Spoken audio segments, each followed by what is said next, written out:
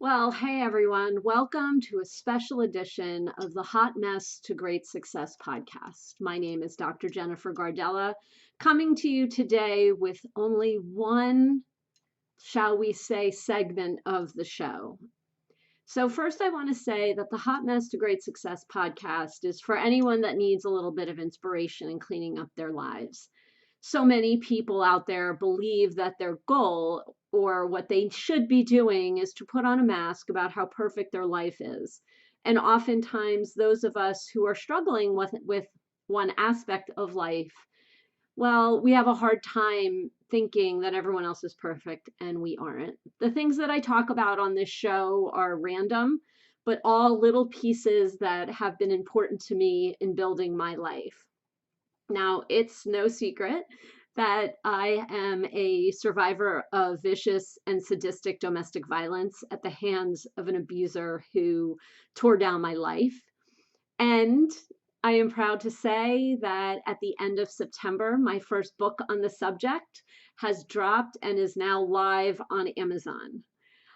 One of and it's now Domestic Violence Awareness Month. So one of the trends going on this month about social media is survivors are sharing what October means to them, what Domestic Violence Awareness Month means to them. So what I wanted to do is come on here and share with all of you what Domestic Violence Awareness Month means to me. When I first started sharing on social media last year about Domestic Violence Awareness Month, I came under some criticism by one in particular bigwig in the field. And she said, "We don't need any more domestic violence awareness. We've had 40 years of domestic violence awareness." And I remember I wrote to her and I said, I understand your position and I certainly respect that. But when I was living in abuse, I didn't know I was living in abuse. At the time that I was in abuse, I didn't consider the physical violence that I was experiencing to be actual domestic violence. And I didn't know about the other forms of abuse. So that's what October means to me. This idea that we have the ability to not only communicate, but that I have the ability to share with everybody what I lived through, which was while there was physical abuse, it was mostly emotional and psychological. So again, when I lived in domestic violence, I had absolutely no idea. He had convinced me that his rage, that all of the issues that he had, the relentless rage, screaming, the beatdowns, as I like to say, the emotional bashings that I used to take were my fault in some way, and or he would turn anything into my fault. He would get an email from his ex-wife or his boss would piss him off, and all of a sudden I became the target of all of his rage because I was the person that was there. And so I thought that the rage would empty out. I thought that and really I thought this because he had told me and convinced me and had screamed at me enough and had enough data points to point out what was my fault or what he wanted to pin on me. So he was right. I hadn't lost all the weight he wanted me to lose. I would have looked ridiculous. I was good the size that I was. He was correct in that there were times when instead of helping him wash the kitchen floors, I wanted to read a book. I wasn't lazy. That morning I had already cleaned all the bathrooms in the house and mowed the lawn. But he had this masterful way of pointing at just about anything and finding a problem and then making it seem as if it was all my fault.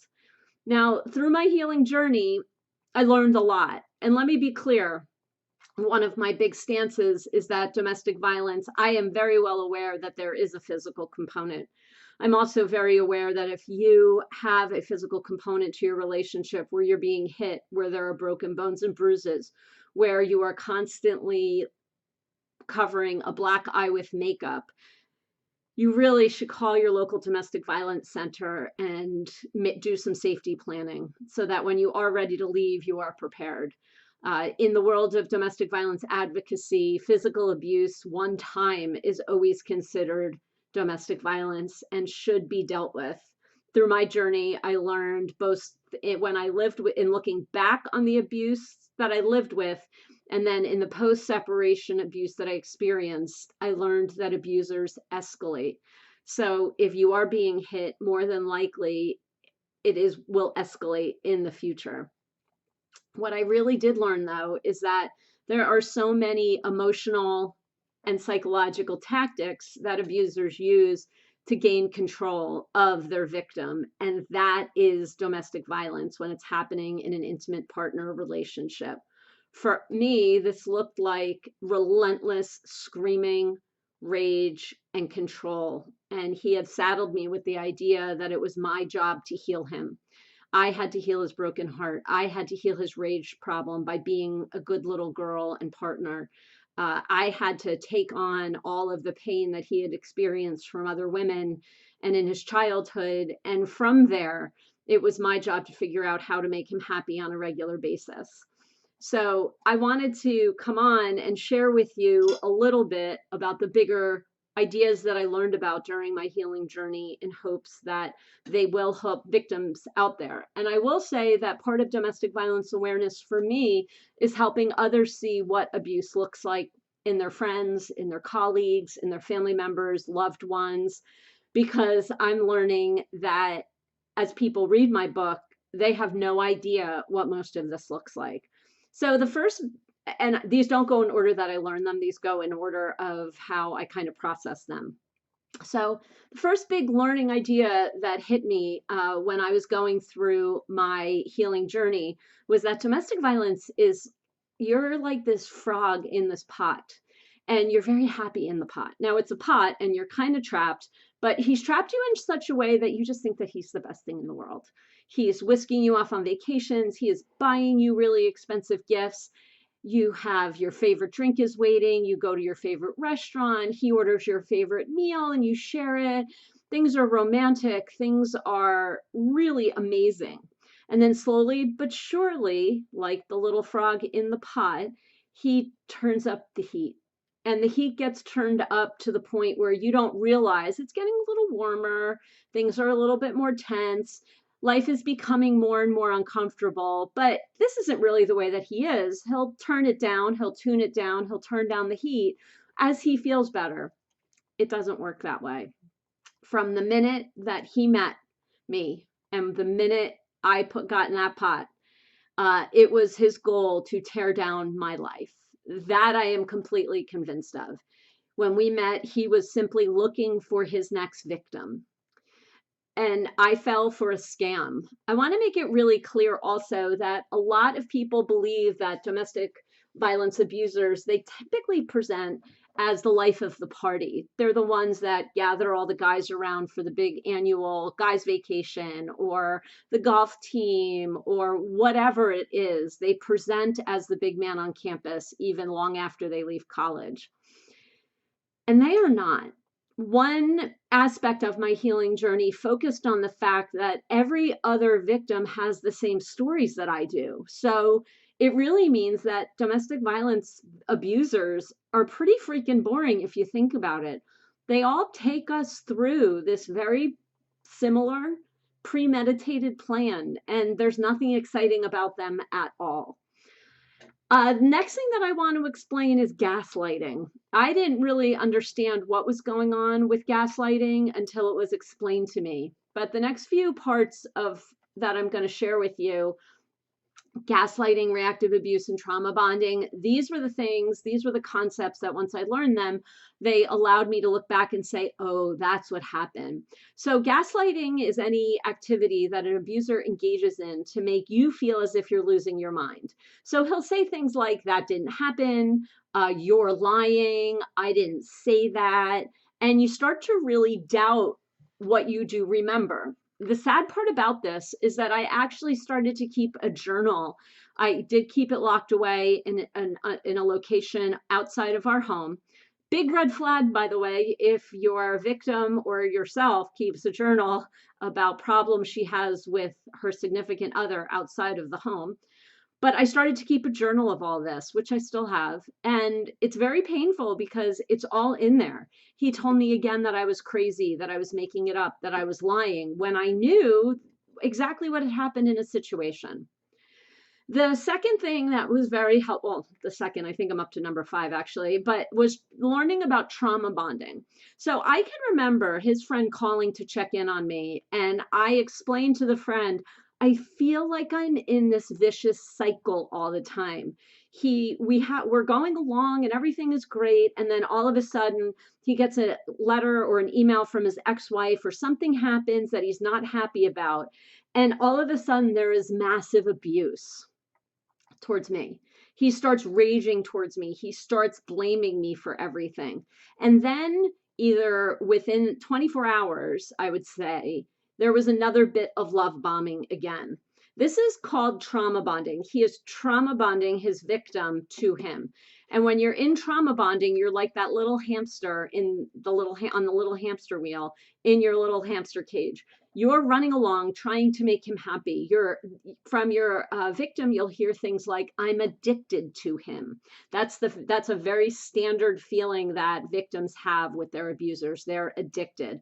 They're trying as hard as they can not to cause an incident, realizing they have no control over the incident. And when there is an incident, whether the victim is involved or not, she still gets blamed and raged at. And then again, love bombing. So we go from love bombing to a little bit to abuse, and then love bombing to abuse, and love bombing to abuse, and that trauma bonds the victim to her abuser. By the end, the abuse, it was like you're living permanently in this hellhole. And as I say in my book, you're actually living on very, very small scraps of love. So the last thing that I want victims to realize, and I want their support people to realize, and when I learned this concept, it was very helpful in me processing what happened. Love shouldn't hurt. Now, there are disagreements in every relationship, and there certainly is compromise that has to happen. And if you and your spouse are fighting every month because you make a budget and one of you blows it on the credit card, or you really don't want to go to his mother's house, but he told his mother you were coming anyway for Sunday dinner, or little like occurrences like that, you may have small problems in the relationship. You may have things you need to work on. But overall, love shouldn't continually hurt. And when you are in a relationship with an abuser, you are in pain all the time. He is always cutting you down. He is always telling you what is wrong. He humiliates you in front of other people. He would humiliate me when I was playing tennis. He would humiliate me with really horrendous nicknames that I talk about in my book. I was always, like I said, in pain. I was being screamed at for things that I didn't even do or wasn't even involved in his life. He once blamed me for his first divorce, which was crazy because I didn't even know him back then. In fact, I'd never even stepped foot in the town that he was living in. So it was really the strangest thing to learn that love doesn't hurt. So, listeners, that's what October means to me. That's what Domestic Violence Awareness Month means to me. It reminds me of the awareness that I had once I started my healing journey, that domestic violence is more than broken bones and bruises. It reminds me of the amount of education that we have to do so we can start to get this information out to victims, or better yet, share this information with people now so that when they encounter an abuser, they kind of know better and step back. Show notes will be put here eventually with a link to the blog that is on my Steps in Time blog. I thank you for using this information in a way to empower yourself or to empower a victim. On behalf of her and the healing journey she will go on, she may never have time to thank you, but I can tell you she's out there dying to be helped, and she will be forever grateful for your support. Until next time.